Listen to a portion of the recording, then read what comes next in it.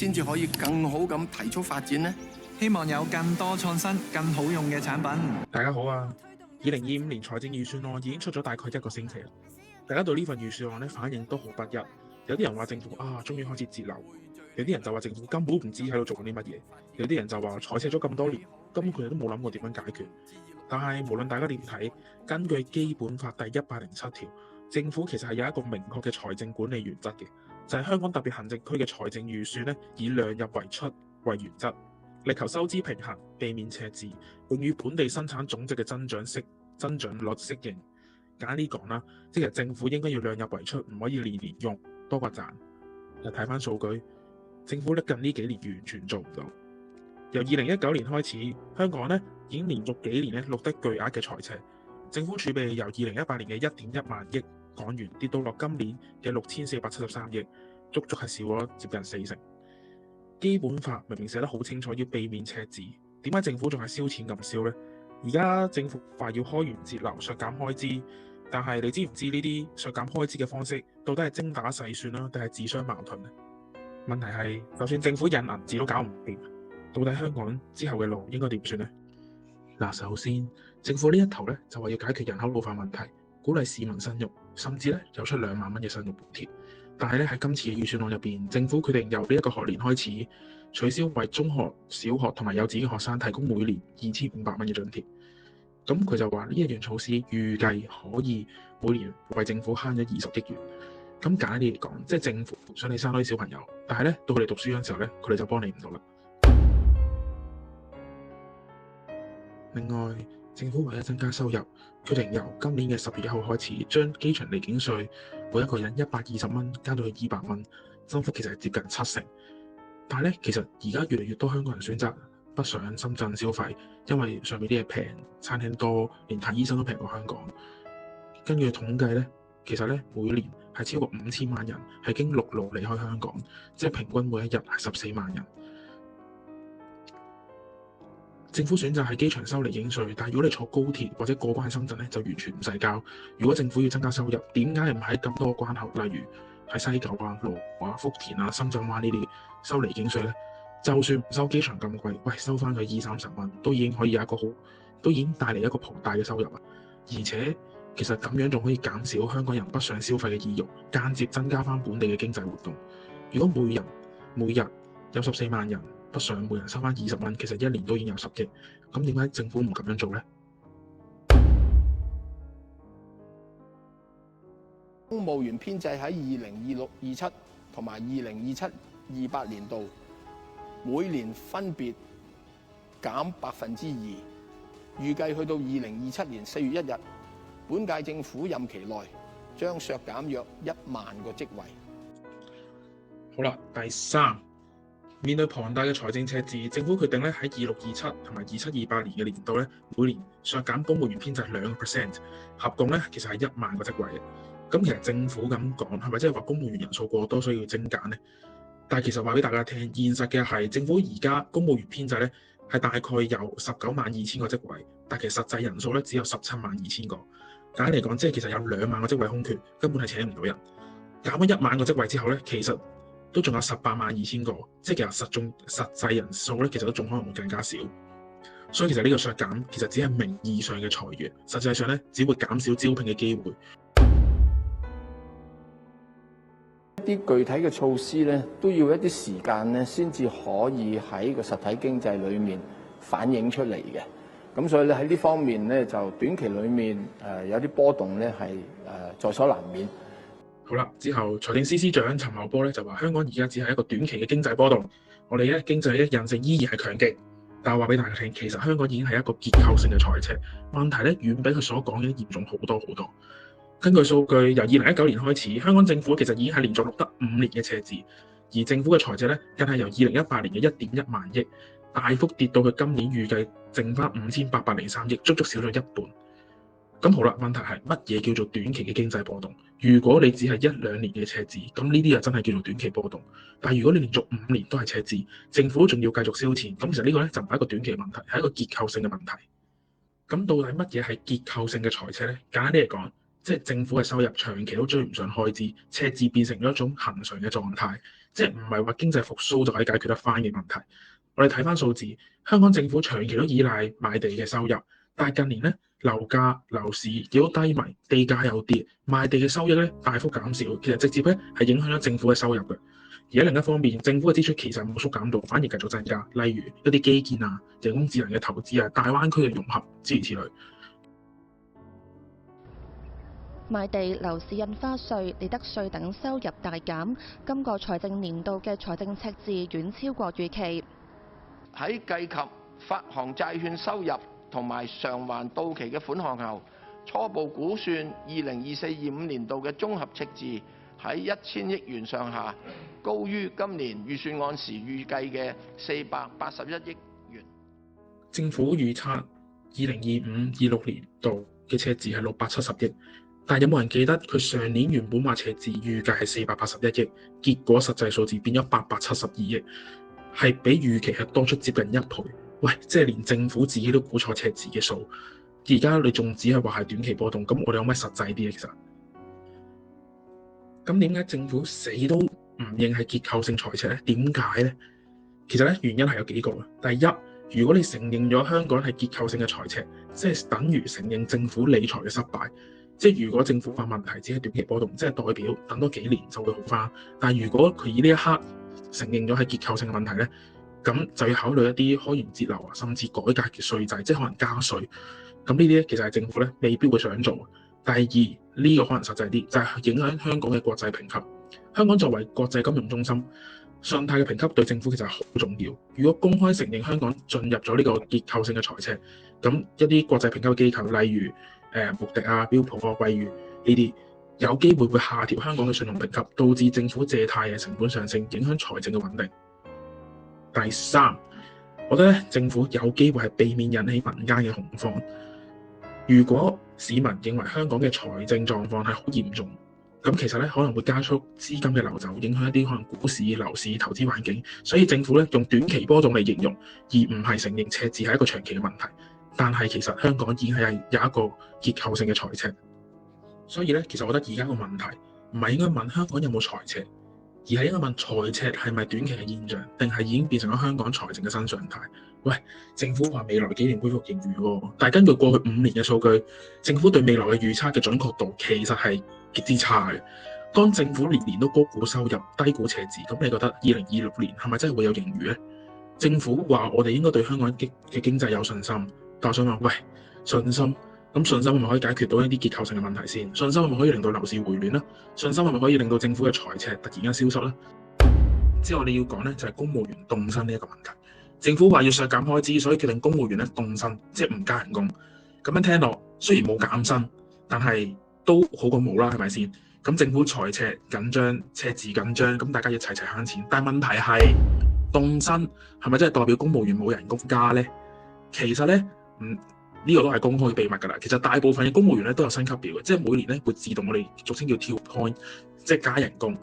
即係所以話，雖然政府係話凍薪啦，但係其實實際咧係公務員年年都照係跳 point 加緊人工。例如一個入職5年文職嘅公務員，每年根據薪級表自動加可能2至3% 嘅人工。凍薪只係代表起薪點係不變，但係佢嘅人工會係隨住年資每年上升。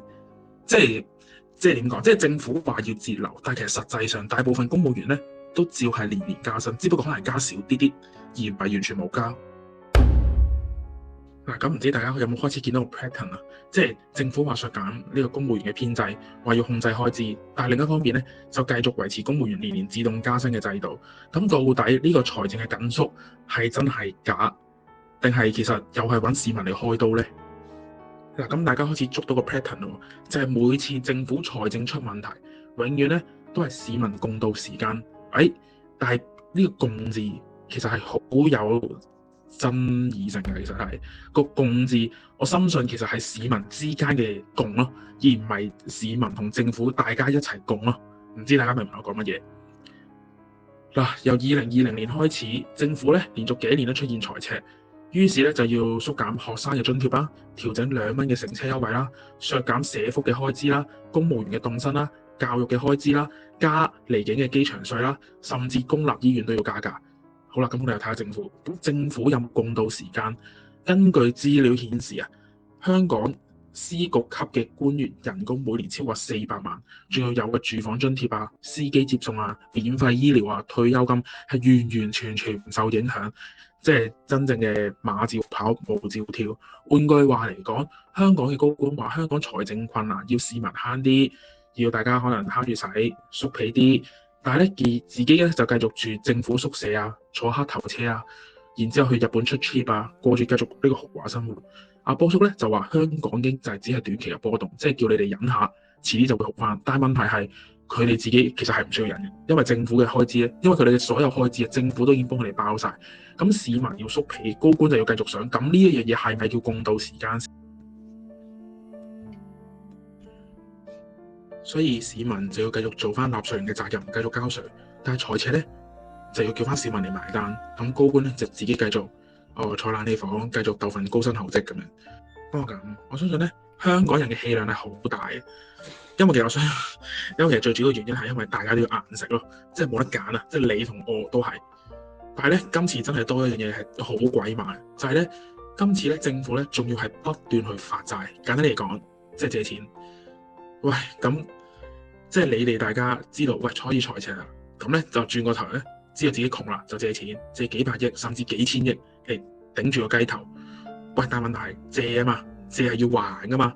咁你到時還錢嘅時候，咁佢哋點啊？你就會發現，啲高官已經拍攞油，二一文唔知去咗邊度，飛咗去邊度，太緊世界就係咁樣咯。最後留低嘅咪就係我哋呢班繼續交緊稅嘅納稅人，幫佢哋繼續埋單咯，填翻呢個無底洞咯。講緊係每年之後預計可能甚至乎一年係要還1000億港幣，1000億啊，大佬。所以你話呢班人係咪真係真心為香港咧？但係其實根本就係諗住一早攞完就走，即係攞夠就走咧。咁唔知大家有冇發現，其實政府用錢嘅方法唔同咗。我哋又對比下董建華同埋曾蔭權做特首嘅時期。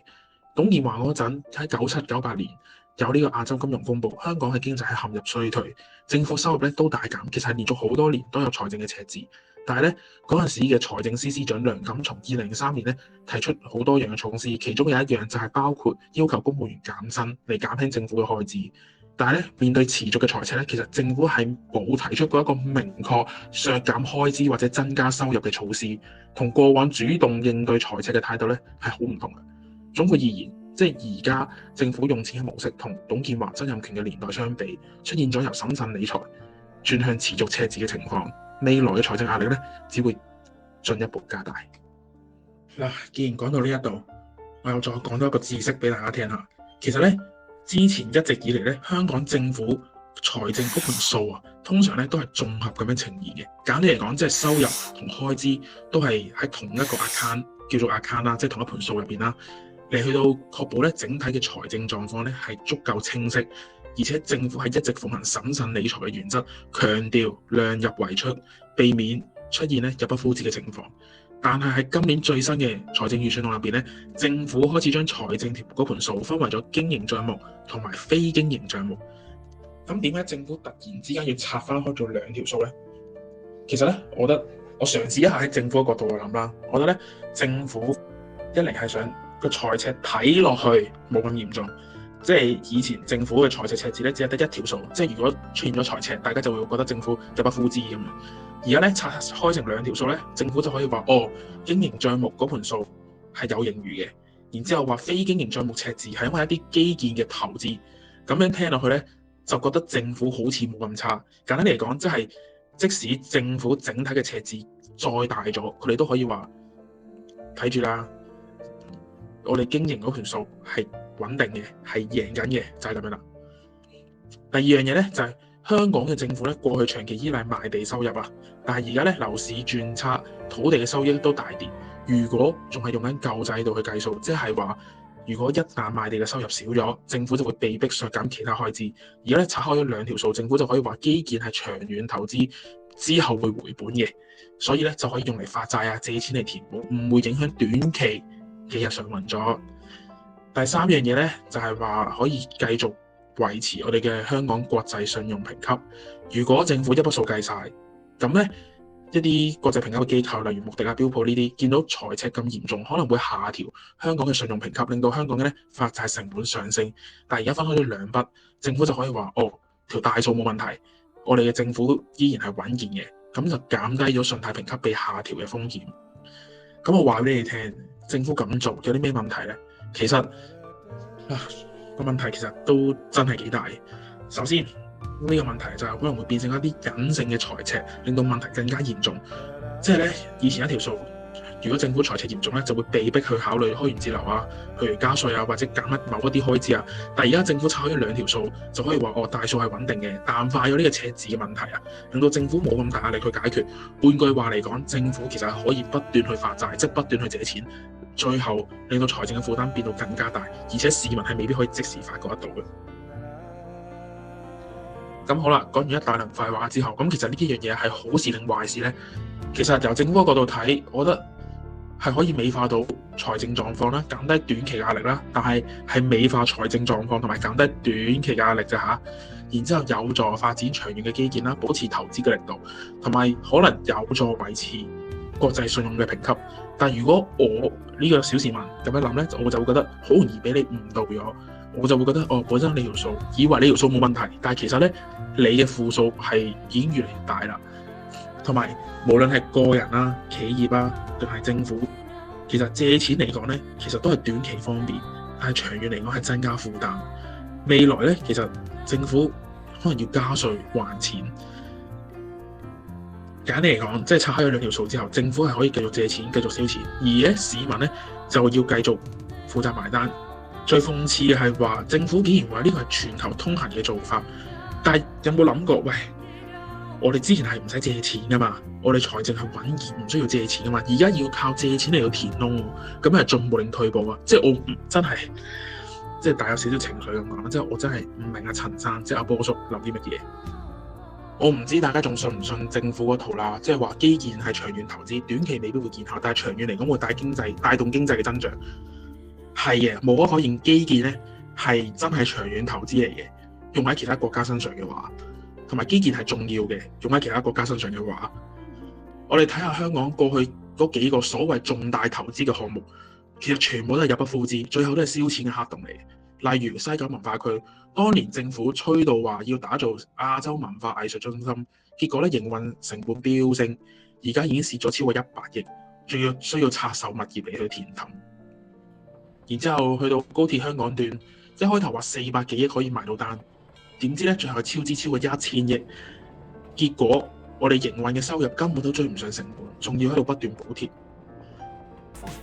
增加幾多？196億啊！叻咯，諗到條橋，就係政府同港鐵傾掂，計劃分2年派每股4個4嘅特別股息。政府作為大股東，就有195億進帳。呢頭有錢收，嗰頭又問立會拎分196億，即係左袋入右袋咯。納稅人唔想揞錢咩？讓佢停工，甚或係爛尾，就會賠了夫人又折兵。話而家啲錢用到出年年中就會用晒，如果爛尾就可能要賠錢俾承建商，仲要額外申請幾十億結束項目喎。你今次仲唔死？然之後最出名嘅當然係我哋嘅啟德郵輪碼頭啦，政府投資超過67億嚟起呢個國際級郵輪碼頭，結果嚟嘅郵輪咧真係寥寥可數，鋪頭咧都冷冷清清。當初話要帶動旅遊業，而家其實變咗一個最貴嘅空城。希望啟德體育園之後會好啲啦。所以咧，其實問題係話政府每次話基建係長遠投資，但係長遠嚟講，香港係咪真係有賺過呢？呢啲長遠投資其實最後都係變咗長遠嘅負累啊！政府賺唔到錢之餘，市民都仲要埋單。無論係高鐵、西九定係郵輪碼頭，都已經證明咗政府係一個唔識搞基建嘅政府。咁點解而家政府仲可以話喂，借錢搞基建，未來一定有回報？憑乜嘢啊？當年話西九文化區係國際級嘅文化地標，而家變成地產項目。當年話郵輪碼頭一定會帶旺旅遊業，而家變到一個正到可以曬衫嘅地方。咁到底而家政府點樣說服我哋話北部都會區人工島一定賺錢啫？如果呢啲基建再一次變成燒錢嘅黑洞，最終填氹嘅係邊一個啊？其餘嘅就係其實講到尾，我覺得而家香港搞咗咁多奇怪嘅政策，啲基建又話長遠有回報，結果個個都係入不敷支。然之後政府又話要借錢搞更加多嘅項目，我覺得最諷刺嘅係，其實政府已經做咗決定，已經唔再以香港嘅未來利益為優先。我覺得而家香港優先嘅係愛國啦，愛國大晒。其實而家係你減2500蚊學童津貼，話要開源節流，但係同一時間咧就用公帑嚟去到搞中學生內地嘅交流團，話要培養愛國嘅情懷。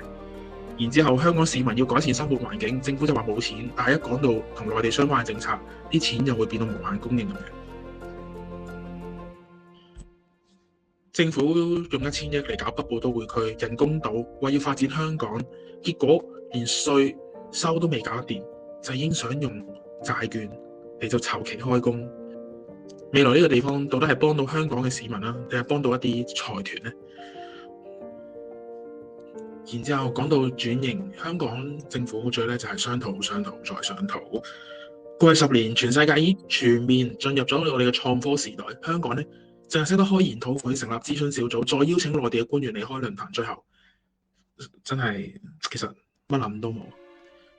2010年去到2020年呢10年係全球創科中心、全球創科爆發嘅黃金時期，即係 Tesla 出自動駕駛，比特幣到區塊鏈又崛起咗 ，AI 開始應用 ，SpaceX 又開始載人嘅太空任務，矽谷創投都爆發，等等等等好多好多。但香港呢，2014年話要推動創科，2015年話要發展智慧城市，2016年話成立創新科技局，2017年話要加強投資，2018年話要吸引人才，結果去到而家2025年到咗啦，都仲喺度研究緊。香港政府錯失咗黃金10年啊！呢10年如果真係有做嘢，就算輸都唔會輸到今日咁慘咁折墮。全世界已經拋離咗香港幾10年，我哋係真係要認命。我覺得香港嘅政策真係極度落後。當全世界已經講緊無人駕駛、太空旅遊、量子電腦、AI 自動化，甚至乎係空中的士，連內地都開始有，而香港仲喺度討論緊 Uber 或者網約車合唔合法，研究電動的士點樣運作。即係你而家先至喺度爭論緊人哋個國家幾10年之前爭論緊嘅嘢。好啦，差唔多到條片嘅最後，其實我覺得咧，香港死都係要行緊舊嗰套。即係講到尾，香港而家係咪財困呢？係嘅。香港咪應該要轉型呢？當然係啦。政府有冇轉型呢？冇，仲要死守舊嗰套。樓市明顯係疲弱，經濟明顯係轉差，連地產商自己都減價求售嘅時候，但香港政府依然堅持賣地養活自己，唔願意揾其他方法去開源。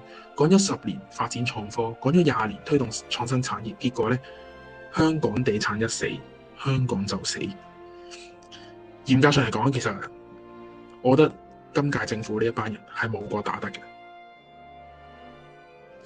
政府口口聲聲話要推動經濟多元化，但係個個都知呢班人根本就冇能力，亦都冇決心。嚴格上嚟講，呢一班根本就係冗員，冇個打得。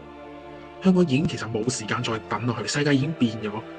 政府唔應該仲以為30年前嗰度仲係 work 嘅，死都唔肯轉型，死都唔肯放手俾個市場發展。咁到底香港仲有冇希望呢？睇嚟政府都唔知。你覺得香港政府係咪真心想轉型呢？定係佢哋根本就唔識做？歡迎大家留言講下。OK， 好多謝大家仲睇到而家留到最後。如果中意呢條片嘅話，記得 Like、Share、Comment、Subscribe， 記得隔籬撳埋鈴鈴支持我繼續做更加多嘅內容。我哋下次見啦，拜拜。